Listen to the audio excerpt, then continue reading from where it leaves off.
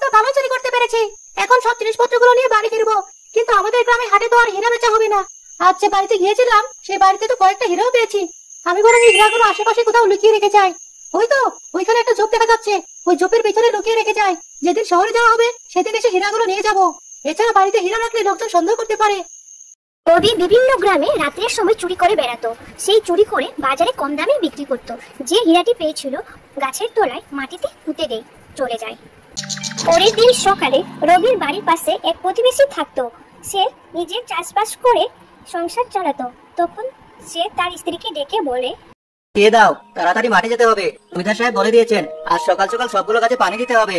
খাবার দিচ্ছে তোমাকে এখনই। তুমি কখন নিজের একটা বাগান শুরু করবে? কত বছর ধরে জমিদারের খামারেই কাজ করছো। বললে তো আর হয় না গিন্নি, কতগুলো টাকা আমার ঋণ আছে, সেগুলো শোধ করতে হবে। আর নিজের খামারের জন্য তো জমি কিনতে হবে, সেই জমিতে হাল চাষ করতে হবে। অনেক কষ্ট। তার থেকে বরং আমি জমিদারের বাগানে আরো কয়েক বছর কাজ করি, ছেলেটাও বড় হোক, তারপর বাপ ছেলে মিলে নিজেদের একটা খামার দিয়ে দিব। যা ভালো মনে করো। এই নাও দুপুরের খাবার, বিকেল হওয়ার আগে ফিরে এসো।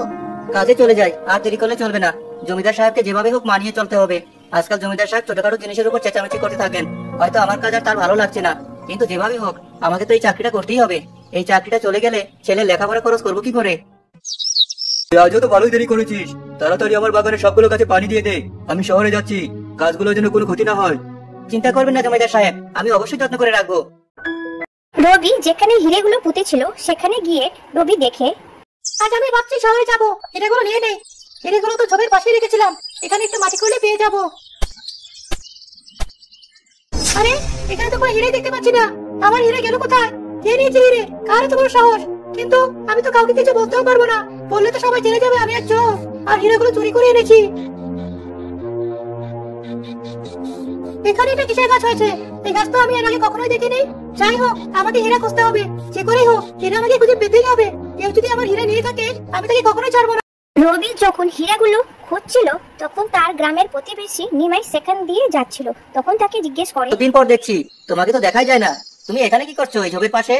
আর বলো না, আমি তো রাতে কাজ পেয়েছি, সারাদিন ঘুমিয়ে থাকি, তাই আমাদের দেখা হয় না। তো তুমি এই জমির কাছে কি করছো? আমি তো এখানে এমনিতে কাজে এসেছিলাম। আমি তো জমিদারের বাড়ি থেকে কাজ করে বাড়ি ফিরছিলাম, ভাবলাম এই রাস্তাটা দিয়ে যাই, এখান দিয়ে তাড়াতাড়ি যাওয়া যায়। ও আচ্ছা, তুমি বুঝি এই জঙ্গলের রাস্তা দিয়ে মাঝে মধ্যে যাওয়া আসা করো? মাঝে মধ্যে যাই, বেশি হাঁটতে ইচ্ছে না করলে আলসেমি করে এই রাস্তাটা দিয়ে যাই। আরে আরে করছো কি? এটা তো একটা আঙুর গাছ মনে হচ্ছে। এই গাছের উপর তুমি পা দিয়ে রেখেছো কেন? ওসব গাছ আমি চিনি না, আর এই গাছ দিয়ে আমার কি বা হবে? আমি পা দিয়েছি না জেনেই হয়তো। তোমার লাগলে তুমি নিয়ে যাও এই গাছ। এই অশুভ গাছটাকে আমার দেখতে ইচ্ছে করছে না। কেন? এই ছোট্ট আঙুরের গাছ আবার তোমাকে কি করলো? তোমাকে আর কি বলবো, আমি এখানে গর্ত করে খুব মূল্যবান জিনিস রেখে গিয়েছিলাম, এখন সেই জিনিস আর খুঁজে পাচ্ছি না। ওই জিনিস খুবই দামি ছিল, আর এই গাছটাও তখন ছিল না। এখন এটি দেখছি এই গাছ আছে, কিন্তু আমার সেই মূল্যবান জিনিসটা নেই, তাই আমার এই গাছটা আর সহ্য হচ্ছে না। একটা সামান্য গাছের এতে কি দোষ?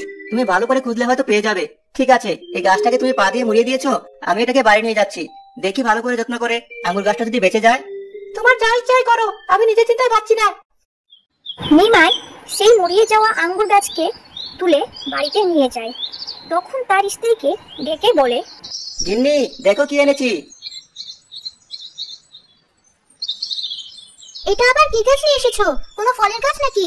কিন্তু এই অবস্থা কেন গাছটার? এটা দেখতে আমার আঙ্গুরের গাছ মনে হলো, আমি বাড়ির পিছনে লাগিয়ে দিচ্ছি। ভালো করে যত্ন নিলে যদি এই অবস্থা থেকে গাছটা বেঁচে যায়। যা ভালো মনে হয় করো তুমি। আমি তোমার জন্য খাবার বেড়ে দিচ্ছি, হাত মুখ ধুয়ে এসো।